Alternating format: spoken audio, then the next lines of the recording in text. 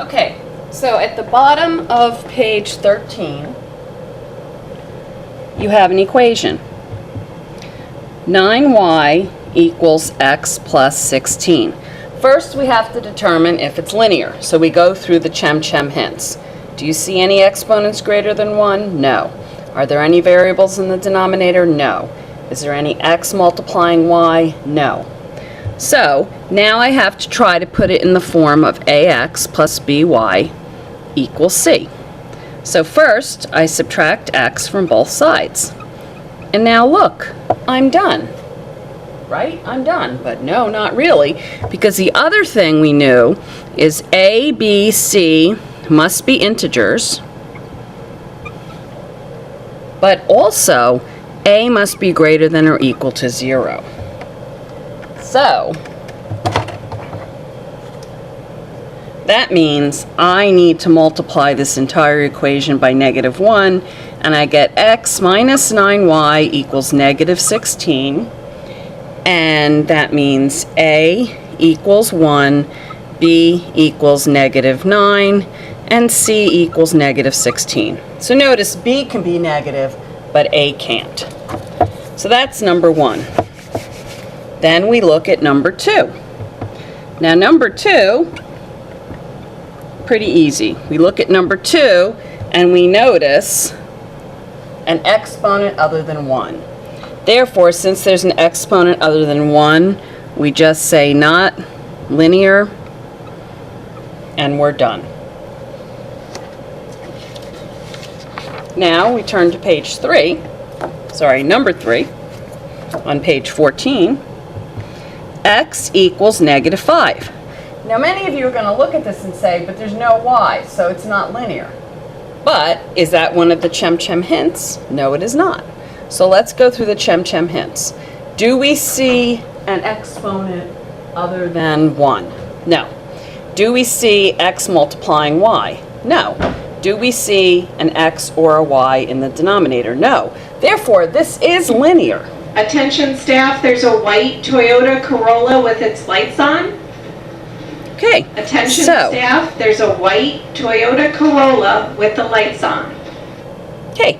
Now, so we know that this is a linear equation, but we have to put it into standard form. Well, that means ax plus by equals c. Well, this is a 1x, and c is -5.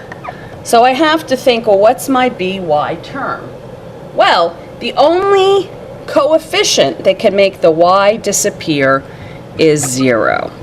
So this is 1x plus 0y equals 5, and if you're comfortable writing it like that right now, go ahead, but ultimately you'll get used to accepting that this is in standard form. A equals 1, b equals 0, c equals -5. Now, we look at number 4. 3 over x plus 4 over y equals 2. There's an x and a y in the denominator. This is not linear. Number 5, x times y equals 36. X is multiplying y. This is not linear. So those were easy. And then we look at number 6. Number 6 says 1/3 x plus 1/2 y equals 2.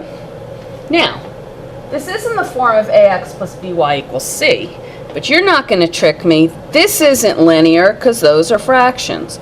Oh wait, it's linear, but it's not in standard form because those are fractions. Gee, I wish I had a teacher who taught me how to clear equations of fractions. Oh, wait a minute, I did. We multiply by the common denominator. So we get 2x plus 3y equals 2. Correct?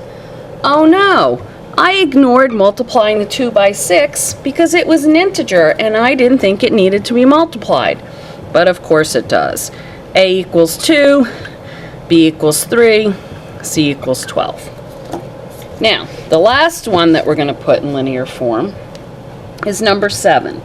Negative 2x plus 4y equals 8. Now, I did not go over the term relatively prime. This is an example of an equation where A, B, and C are not relatively prime. What do -2, 4, and 8 all have in common? They can all be divided by 2. So I have to divide the whole equation by 2, and this becomes -x plus 2y equals 4. This is not in standard form because A is negative. So x minus 2y equals -4. A equals 1, B equals -2, C equals -4, and we're done.